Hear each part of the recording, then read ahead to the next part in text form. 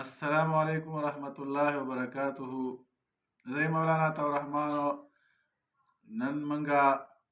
د جماعت نه هم د مطالعه قرآن حکیم سبق کې د سوره مریم درېمه رکوع هغه به شروع کوو. د هغې تفسیر به کېږي، د هغې لغوي تحقیق به کېږي. نو که چېرې تاسو زموږ په دې چینل باندې نوي راغلي نو تاسو دا سبسکرایب کړئ او د بیل آیکن بټن ووهئ،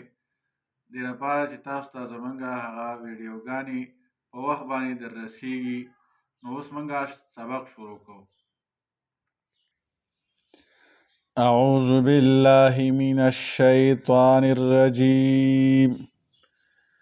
بسم الله الرحمن الرحيم. واذكر في الكتاب إبراهيم إنه كان صديقا نبيا. تاسو یاد کئ په دې قرآن کې ابراهیم ذکر دی ابراهیم علیه السلام چې دا دلیل نقلی دی په وحدانیت د الله پاک باندې او دارنګې په اثبات د رسالت د نبی علیه السلام باندې چې دا الله طرفه پیغمبر دی دا نبی علیه السلام، لکه څرنګه چې حضرت ابراهیم علیه السلام الله پاک پیغمبر را لیږلی. انه کان صدیقا نبیا، یقینا دا ابراهیم علیه السلام صدیقا ډیر رښتینی، نبیا او پیغمبر د الله له طرفه. صدیق بعض علماء ویلی دي چې عقیده او قول او عمل د ټول ټیک وي، هغې کې رښتینی وي، دا صدیق دی. نو هر پیغمبر صدیق دی، ځکه چې هغې چېرته دروغ ویلي نه دي. انبیا علیهم السلام خو د ګناه نه پاکي، دروغ ویل خو لویه ګناه ده. او دا صفت ذکر کو. دارنګې د مریم ابۍ باره کې راځي د حضرت عیسی علیه السلام مور و امه صدیقتون، د هغه مور ډیره رښتینې وه. نو ګوره دا دلیل نقلی شو په رسالت د نبی علیه السلام باندې دا واقعه د حضرت ابراهیم علیه السلام. اذ قال لابیه، هغه وخت کې چې وویله ابراهیم علیه السلام خپل پلار ته یا ابتې، ای پلاره زما. عربی ژبه کې دا اب دا د تعظیم او د محبت خطاب دی. حضرت ابراهیم علیه السلام دا کامل صفات والو، جامع صفات والو. هغه خپل پلار ته دا څنګه خطاب کوي، حالان کې پلار مشرک او دارنګې د شرک داعی و، شرک طرف ته خلک رابلل.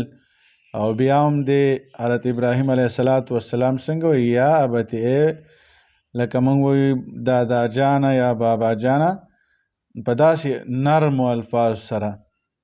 او محبت الفاظو سره دی دا خپل پلار بلی. یا ابتې، ای پلار زما. واذکر اذ قال لابیه یا ابتې، یاد کړئ هغه وخت چې وویل د خپل پلار ته ای پلار زما لم تعبدو،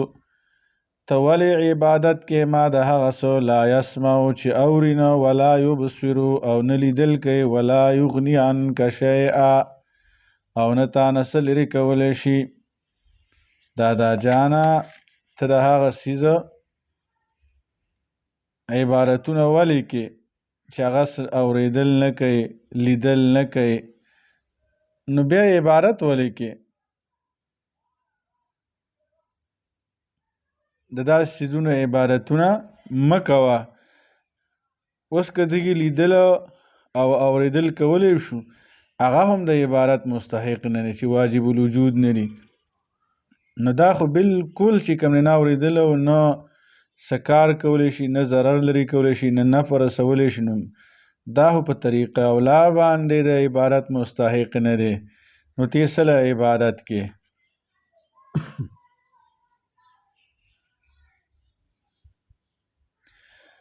اذ قال لأبيه چې کله وویل خپل پلار ته یا ابتې پلاره زما لم تعبدو ته ولې عبادت کې ما د هغه څه لا یسمعو چې اورېدل نه کوي ولا یبصرو نه لیدل کوي ولا یغني عنک شیئا او نه تا نه څه لرې کولی شي یا ابتې ای پلاره زما انی قد جاءني من العلم یقینا ما ته علم راغلی دی چې علم د وحی دی ما لم یأتک هغه علم چې تا ته نه دی راغلی فاتبعنی زما تابعداري وکړه اهدیکا زه به وښیم تا ته صراطا سویا نیغه لار به درته وښیمه یا ابتې پلاره زما لا تعبد الشیطان عبادت د شیطان مه کوه ان الشیطان یقینا شیطان کان للرحمن دیر الله پاک عصیا نافرمانه یا ابتې پلار زما انی اخاف یقینا زه یریږم ان یمسک عذاب من الرحمن چې ونه رسیږي تا ته عذاب د الله له طرفه فتکونا تبشي للشیطان شیطان دپاره ولیا دوست قال اراغب انت عن آلهتي یا ابراهیم وی ګوره ابراهیم علیه السلام پلار چې د هغه نوم آزرو او یا تاروخو نو وی ته زما د خدایانو نه اعراض کې د دې نه مخ اړې د دې عبارت نه کې دې باره کې ته ماته نصیحتونه کې او ته د هغې عبارت نه کې قال وویل پلار د ابراهیم علیه السلام اراغب انت آیا ته اعراض کې تو عن آلهتي زما د خدایانو نه یا ابراهیم علیه السلام لئن لم تنتهي کچرې ته منع نه شولې لارجمنک زه به ولم تا لره په کاڼو وهجرني ملیه زه زمانه لرې سفر باندې یا لرې شه زمانه په ډېر مسافت او په ډېر مزل باندې چې تا ته د سره ته ما سره میلاو نشي سمودي لپاره زمانه لرې شه قال سلام علیک ویل ابراهیم علیه السلام سلام دی په تا باندې سلام دی ته سلام د متارکې وی مقاطعې ورته وی محذبه طریقه راله چې جواب په ځای باندې څه وکړه تا ته مې د سلام او قرآني احکامات هم داسې دي چې کله در سره یو انسان جاهل انسان مخاطب شي او تا سره بحث کوي نو هغه سره بحث مه کوه واذا خاطبهم الجاهلون قالوا سلاما دا عباد الرحمن صفات دي چې هغه در سره بحث مباحثه کوي بس ته ورته سلام کوه پرېږده دا هغه ځای نه ځه وی تا هلکه زمونږ پښتانه هم وی تا ته مې د سلامي نو دا سلام نه مقاطعې او متارکې دی دلته یو مسله را علماو ذکر کړې ده چې حدیث مبارک کې راځي لا تبدأ اليهود والنصارى بالسلام یهود او نصاراو باندې په سلام ابتدا مه کوئ بعض روایتو کې د نبی علیه السلام نه ثابت دي چې د کفارو د مشرکانو د مسلمانانو یو ډله به وه صحیح بخاري او مسلم کې دا روایت شوی د اسامه رضی الله عنه په روایت سره نبی علیه السلام پې سلام کو نو فقها د امت دا دوه ډلې شوي دي څوک وایي چې سلام جایز دی او څوک وایي نه جایز هغوی یو تطبیق کړی دی په مشرکانو یهودو او نصاراو باندې سلام اچولو کې تطبیق دا کړی دی چې څه کار وغیره دي ورسره نو بیا که پې سلام واچو نو خیر دی یعنی هسې بې څه پې سلامونه مه اچوه قال ابراهیم علیه السلام فرمایل سلام علیک السلام دی په تا باندې استغفر لک ربي زر دی چې زه بخښنه غواړم تا لپاره د خپل رب نه انه کان بی حفیا یقینا د الله پاک ما باندې ډېر مهربانه دی دلته اعتراض راځي چې کافرانو دپاره خو استغفار او ممنوع او ناجایز دی لکه نبی علیه الصلاة والسلام خپل تره دپاره غوښتو والله لاستغفرن لك ما لم انه عنه زه به درته الله قسم چې زه به ستا لپاره بخښنه غواړم تر څو پورې چې زه د هغې نه منع شوی نه یم نو چې کله منع شو ما کان للنبی والذین آمنوا ان یستغفروا للمشرکین آیات نازل شو نو بیا نبی علیہ السلام خپل تره دپاره چې کوم دی هغه استغفار بیا نه دی غوښتی بیا استغفار نه دی غوښتی اوس دلته دا د ابراهیم علیه السلام د دې پلار سره وعده وکړله چې زه به تا لپاره بخښنه غواړم د دا ممانعات نه وړاندې دا وخت لا ممانعات نه و راغلی الا قول ابراهیم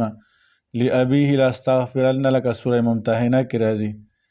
او بیا چې کله آیات نازل شو د سوره توبې ما کان للنبي والذین آمنوا ان یستغفروا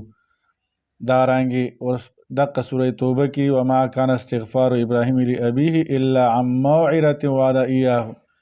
فلما تبین له انه عدو لله تبرأ منه دا ورسره وعده کړې وه چې ابراهیم علیه السلام ته پته ولګي زما پلار د شرک او کفر نه وړي نو بس بیا یې بېزاري اختیار کړله بیا یې ورته چې کوم دی بخښنه نه راغوښتې ساستغفر لک زه به تا لپاره بخښنه وغواړم ربي د خپل رب نه انه کان بی حفیظ یقینا د الله ما باندې ډېر مهربانه دی واعتزلکم وما تدعون من دون الله زه جدا کېږم ستانه او هغه چانه چې تاسو یې بلئ د ما سوا د الله نه یعنې بوتانو نه او تاسو نه جدا کېږم وادعو ربي زه بلم خپل رب عسا الله اکونه بدعاء ربي شقیه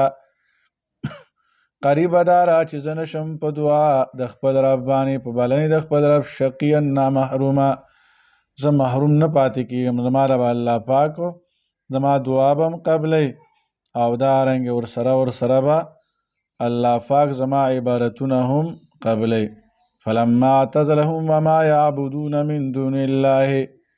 کله چې په ډډه شو د دوی نه او چې کوم عبادت به کوم څیزونه عبادت به کوو د ما سوا د الله نه فلما اعتزلهم کله چې ابراهیم علیه السلام جدا شو د دوی نه وما یعبدون او د هغه څه نه جدا شو چې دوی به عبادت کو من دون الله ما سوا د الله پاک نه د دې نه په ډډه ابراهیم علیه السلام لاړو شام ته هجرت وکړو د حکم نه چې کوم دی را خپل پلار حکم یې ومنه چې هغوی زما نه ځه په ډېره مودې سره نو ابراهیم علیه السلام لاړه شام ته هجرت وکړو نو موږ چې کله دوی نه لاړه دوی نه هجرت وکړو د هجرت ډېر برکات دي هجرت یو خو دا دی چې دا کوم ځای یو انسان اوسیږي او هغه ځای هغه باندې بد راشي مالي او وغیره مشکلات ورته هغه ځای نه د هجرت وکړي دارنګې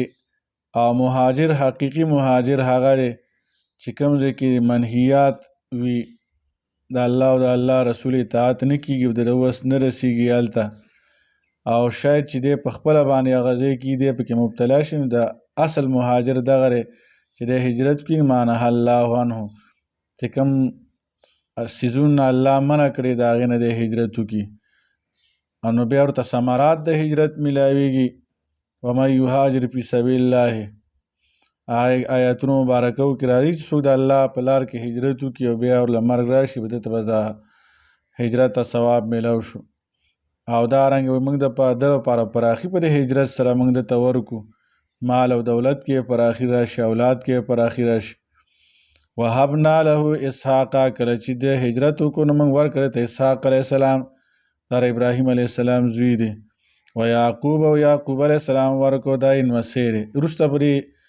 د نهم پرې کورس کې وروسته پرې مشق کې دا سوال هم راغلی دی چې د ابراهیم علیه السلام او د یعقوب علیه السلام څه واسطه ده د یو بل څه رشته کې دي نو دا اسحاق علیه السلام د ابراهیم علیه السلام زوی دی او دا یعقوب علیه السلام یې نمسی دی وکلا جعلنا نبیا موږ دواړو له وګرځولو پیغمبران مو دواړه وګرځول وهبنا لهم من رحمتنا موږ ورکړو دوی ته خپل رحمت نه وجعلنا لهم لسان صدق او موږ د دپاره وګرځولو صفت رښتینې علیا اوچته لسانه موږ دوی لپاره چې کوم دی ژبه وګرځوله او له دوی دا ژبه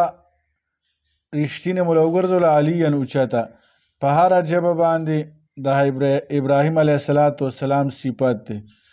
او دارنګې ګوره دا ټول مذاهبو که هغه عیسیان دي که هغه